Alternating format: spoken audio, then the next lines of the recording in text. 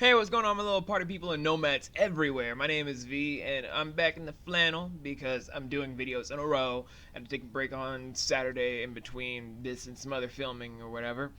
But since a lot of people were responding pretty positively to my music review of Demigod, wait, what did I even talk about in that? Couldn't get the picture with a panorama, gripping blammer, gripping blammer, hammer, different savage, that'll hit your grandma's slicker kind of grammar, big as angry banners. So niggas cease communication, and it was perfect timing, cause that's when my shit started reaching to other nations, and that's when niggas wanna show, screaming fraudulence, but wouldn't reappear if I didn't have an audience, oh lord.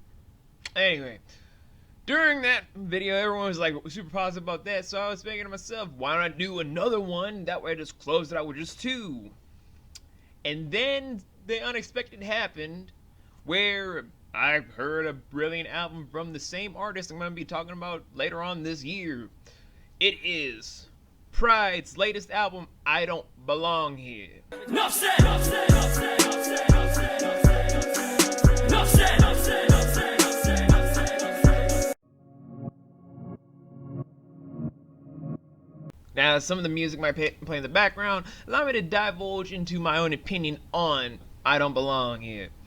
Or I Don't Belong, basically, is the album name. I don't belong here. Either way, it's the same thing of the message of the whole album. See, anyone that can be in the field as long as Pryde, aka Russell, has been in the field for music, would pretty much know that the struggle to get into the limelight is a tough one. It is a hard one. It is something that you have to divulge your entire being into, even when things are harsh, even when things are difficult, even when things feel like they're not anything anymore. And this album pretty much goes into his own psyche about how he wants to dive into things. From all of the tracks being very powerful messages about how he grew into being an artist from his mother passing away a few years ago, if not maybe 2 years ago, make it even more fresh and very touchy subject. And even the grind that he went on from when he was no more than, say, 13, 14 years old, hitting the studios, getting into freestyle rap battles, doing this, that, and the third thing while dropping out of high school to pursue his dreams, while still striving for more, even though he started at the same time as Audrey Graham. And we all know who Audrey Graham is, right? You used to call me on my cell phone. Yeah, the genius behind that song and Pryde are pretty much from the same town, Toronto, and yet, out of everyone that could do raps, Drake is the one that's most popular out of the two. Oh, joy. Yeah, listen. We fucked up. Some say that people don't acknowledge brilliance when it's in their faces, and in this case it's like you have a showman that can do a lot of things, and then you have a real bona fide rapper that can pretty much do straight bars and then murder the whole scene without any other consequence, and then just walk out like he did nothing at all. But I'm getting off topic.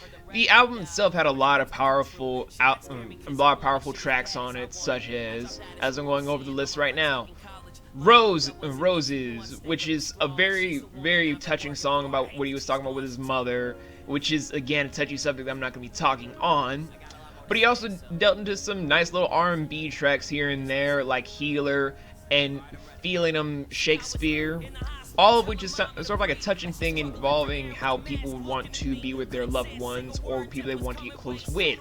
However, for really powerful songs where he was just really bearing his soul into the mic, was stuff like I Don't Belong, the titular song of the album, Lost and Found intro, and An Ear to Listen, where he just goes into his entire thing about how he was trying to get on the grind, about how he wants to instill to the world that he's still a bona fide rapper that is keeping to his roots, but he himself wants to let the world know he isn't playing no games. He is trying to bear his entire soul to the world so that every single bar that he delivers is still just a giant. And to the other songs that I found really enjoyable, like Aggressive, Nuff Said, U2, Thompson's Diner, When It's All Over, Chelsea Boots. They were all just really powerful anthems of just like, I'm gonna do what I want to do, even if I came here with shit. So I'm gonna do this, outstyle all y'all bitches, and then I'm gonna leave here with more than you ever put into. Which is what Pryde does well. He does everything in his power to make a simple track just seem like, oh, to me it's nothing. And then as soon as he hits the studio, as soon as he hits the stage, as soon as he's repping that Richvale gang, he is bearing his soul so powerfully into the mic. It's almost like poetry in motion how he does things. And am I saying anything else that couldn't be said by another professional musician reviewer that could talk this into a better perspective? I could, but at the same time, it takes an artist to recognize all of this stuff from the outside in, because now that I'm trying to work on more songs and my own albums here and there, I look to artists like Pryde for inspiration because he knows how to write songs that really do get at your heartstrings, at your soul, at your mind, and just wants you to have that instilled factor that whatever comes your way in the music industry, you have to be honest and true with yourself in order to make a powerful album, even if not a lot of people will notice that you did. If you do, you'll have a great fan base that will come to you in an honest way. You could be the person that made the most lit album in the world, but if it doesn't have substance and a true fan base that's going to be behind you for all the lyrics, not just one song, then it wasn't a real album. It was pure garbage. You're goddamn right. And in all honesty, all the songs on this album really did get to me in a really major way because I loved all of the songs. I've been marathoning this album for days on end ever since it got released on the 25th. And by the time it's released, it'll probably be still going on in my mind about playing all the Pryde songs. And I might even use Aggressive, Nuff Said, and Feeling Shakespeare for a couple of videos as outros because honestly, they portray a lot of what I want to do on the grind and am still doing on the grind today. Nothing about what I'm doing, nothing about what I'm saying, everything that I'm trying to do is still instilled with honesty about how I want to go about the game, no matter how it is. Drawing, singing, choreography, all of that. I'm trying to become what Pryde has instilled into the world about what he's trying to do in his own craft. And by God, if I'm not doing it, I'm honestly letting down everyone that's saying I have a gift and I'm trying to become the next Pryde of artistry.